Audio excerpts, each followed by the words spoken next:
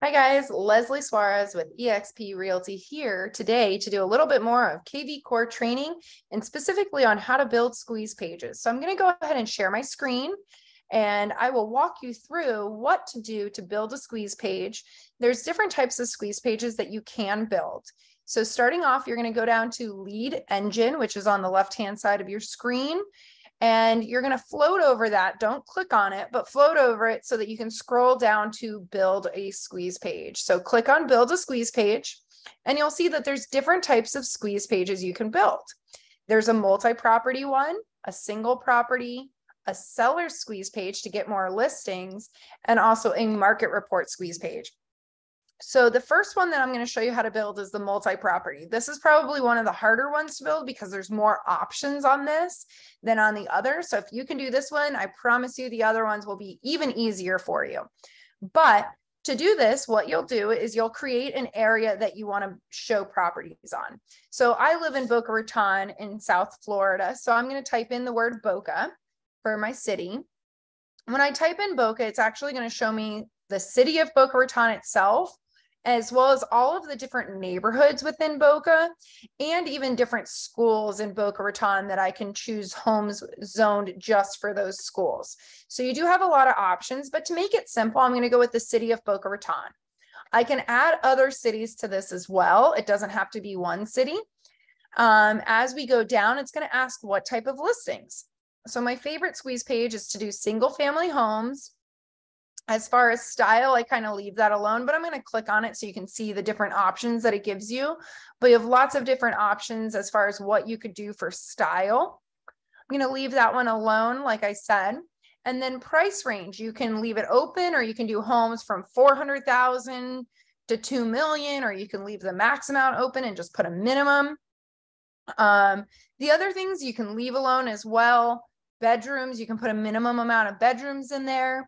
You can even put in a walk score if you would like, but my favorite is this options button at the bottom.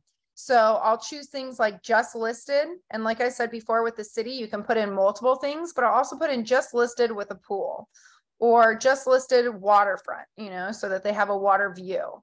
So let's take out pool and we'll do just listed with waterfront views. And then if I scroll back up to the top, I'm going to do the right-hand side, which is the page configuration. Where it says source, it's really just asking me, where is this going to be posted? Are you posting it to social media, Google, Craigslist? Where is this going to end up so it can calibrate it properly? So I'm going to put FB for Facebook. Helps if I click on it. FB. For hashtags, you can really create whatever you want for a hashtag, but just listed Boca would be a great one.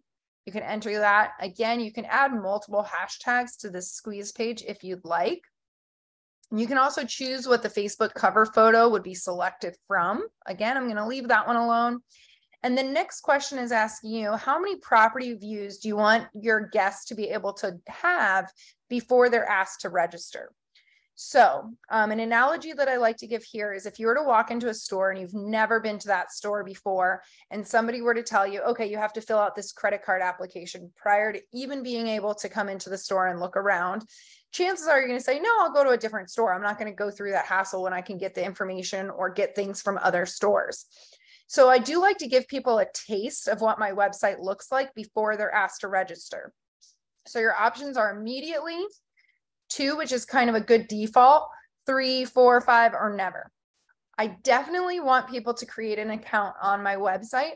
So typically for this multi-property one, I will move it up to 3 because I want them to look at a couple properties, get hooked on my website, and then be asked to register.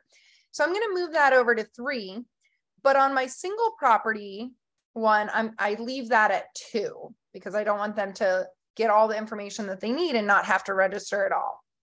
So there is kind of like a happy medium in here. Then you just click on the green button that says generate link. It will make you a short link and a direct link. They both go to the same place. You can choose to copy whichever one you'd like, but to copy it, you just click on the 2 little squares that are off to the side. So if I click on that, now it's been copied to my clipboard. So I can come up to here and drop that link in. This is another squeeze page that I've already built. But I'm going to drop that link in and hit enter so I can see what this website looks like prior to posting it to social media. Always paste it before you post it. Get in the habit of making sure that you like the way that it looks. I've never had one that I don't like, but at the same time, I'd be embarrassed to post something and then realize, oh, I didn't like the options that it gave. So this one gives you 5 results for homes in Boca Raton. So people can scroll through this. They can see the houses. They can view the details. If they click on a property, they can actually request a showing right from this squeeze page. So if we go to view details, it will say things like request a showing, ask the agent a question. They can save it to their profile. Lots of different options in here. Now, what am I going to do with this? I'm going to post it to social media.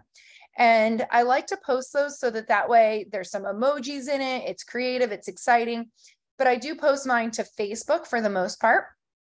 So I'll show you guys how to do that in an upcoming video. So stay tuned for more information. But this is what that squeeze page would look like. Now, if we go back, there's other squeeze pages. Like I said, there's also a single property. So say you have a new listing and you want to advertise it, or say a colleague of yours has a listing that they're struggling to sell and they're doing a price reduction. So I have this address that is from one of my colleagues. And right now there are a lot of price reductions going on in the area. Things aren't moving as quickly as they were a few weeks ago. So you just type in the address and it will auto populate if it's within your MLS. For the source, again, I'm going to be posting this to Facebook because that's where I really get the most of my business. I've had a lot of success with clients that I've never even met through the whole buying process, but I post it to social media, have some of my friends in other states share those, and I actually get great buyers. So for this one, I'm going to do the actual property address for a hashtag.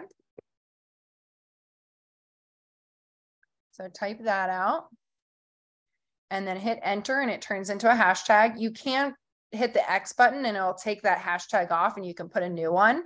But hashtags are your way of finding things through the system. So it's always important to have a hashtag that makes sense, because if I see this hashtag, I'm going to know, oh, I got that from a single property squeeze page of that property.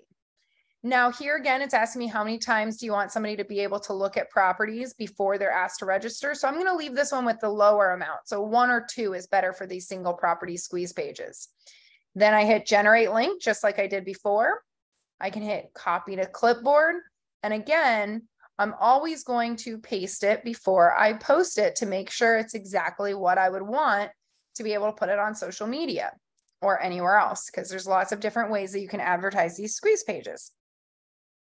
And believe it or not, I actually just got a lead for a KVCore new buyer. So my phone is dinging on my lap telling me that I have a new buyer on my website right now. And it's just from posting these types of things to social media.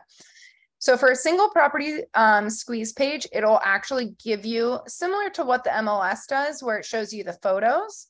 They can see the address, the MLS number, how many bedrooms, the square footage. Pretty much everything that's on the MLS on the public side is going to be here, what schools it's zoned for, that there was a 2% price reduction on the 14th, all sorts of stuff. So this is what everybody gets to see. This isn't the back side. This is actually the front side of the website. A couple things that are great about KVCore is that when you post somebody else's listing, keep in mind that you do have to ask permission. So this is a colleague of mine. I wrote for permission. He responded back, yes, please help me sell this. And so on it, it'll say your agent, and it will give them my information because this is the squeeze page that I built. However, to keep it kosher, it will tell you who the property is listed by. And then up above, like I said before, people can request a showing. They can ask you a question. They can chat with you right now. So that would be the first 2 squeeze pages. So we have multi-property and single property. The last one that I want to show you is actually the easiest one to build. It says, where do you want to post it? FB for Facebook. What hashtags do you want to do? Sellers in Boca. I can hit enter and that turns that into the hashtag. And then location. I would put in wherever I want to get some buyers from, because it's going to give them a home valuation or like a market summary based on what area I'm building this for. So Boca Raton. I hit generate link. I copy that link, and I actually already have this squeeze page right here. If I were to paste this in, it's going to say, find out what your Boca Raton home is worth. The average home estimate in Boca Raton is 2.09 million. Yeah, home prices are high right now in Boca Raton. It is still a seller's market, I can promise you that. But they would type in their address. When they type in their address, it'll auto-populate and they can hit next. And it will give them a valuation of their home, and they can see what things have sold close by, how the market looks, and get an idea of whether or not they're ready to sell. The other thing that it does is it does push these people that are on your website to call you as the agent and get more information about the home selling process. So some really great tips as far as squeeze pages go. You can also build a market report. It's very similar to build the market report. You're going to put in the area. You're going to put the source of where you're posting it, which is either Facebook, Google, or any other like social media source, and then create a hashtag for it. So lots of different squeeze pages that you can build. They're easy to use, but I'm telling you that in the 8 years that I've been with EXP, this has been one of the greatest sources for me as far as pulling in new leads and closing business. So I highly encourage you guys to have the eagerness to build a squeeze page and work with them. They're constantly trying to pull information from people that are on your website so that way it can turn them into a client. So use it, test it out, try it out. If you have questions, come on back to this YouTube channel and I will constantly be posting more and more items. Thanks for tuning in today and look forward to seeing you soon. Bye.